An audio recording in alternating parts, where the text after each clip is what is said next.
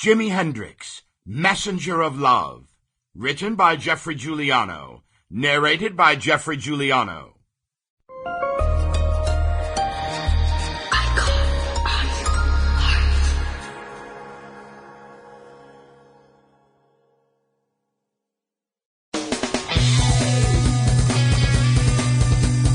Little Johnny Allen Hendrix was born into a world at war at 10:15 a.m. on November 27, 1942, at Seattle's King County Hospital.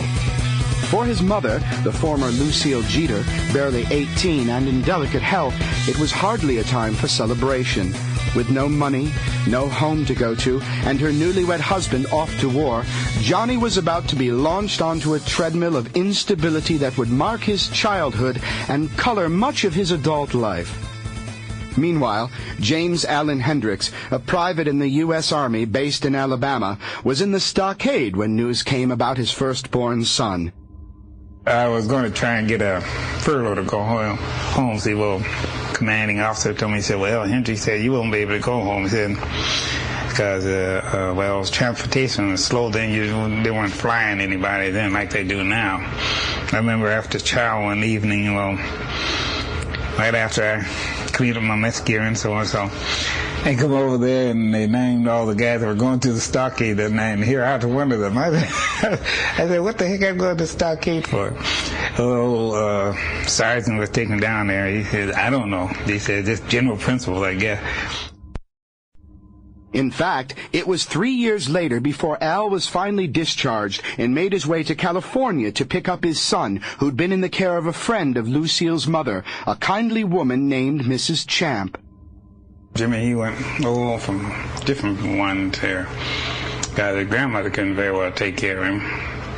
And his aunt, she was having kids also. So, because I know several people told me, they were taking care of him kind of partially. Like, the woman, she wrote me a letter and told me, she said, now, I want you to keep this letter because we all done fell in love with him, and they feel like, he's part of the family. And, but I want you to have this letter so you can show, so there won't be no controversy or no kind of way, shape, or form. And they said, she said, I know you want your son. Well, he was glad to see me, because this woman, her name was Champ, Mr. Champ, I think. Yeah, I know she would have been she would have raised him properly.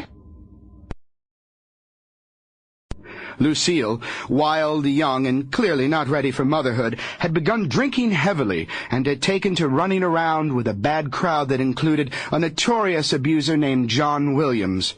Williams often beat Lucille so badly that she eventually ended up in the hospital. As for Johnny, the frequent moves from one cold, damp boarding house to another inevitably took their toll. Back in Seattle, Al reunited with Lucille and promptly changed his son's name to James Marshall Hendrix. Marshall, in memory of Al's brother Leon Marshall, who had died in 1932. Together, the family settled down, and for the first time in his young life, Jimmy enjoyed the love and affection of a real family. His paternal grandmother, Nora Hendrix, recalls Jimmy's seemingly ordinary disposition. He used to like to play. Well, I never knew him what all he would do. I never knew whether he would get into mischief too much or not. I didn't hear nobody say a whole lot about, like youngsters getting into devilment down the street and all that. But he loved to play ball and, boy stuff, but I don't know whether he was, much for.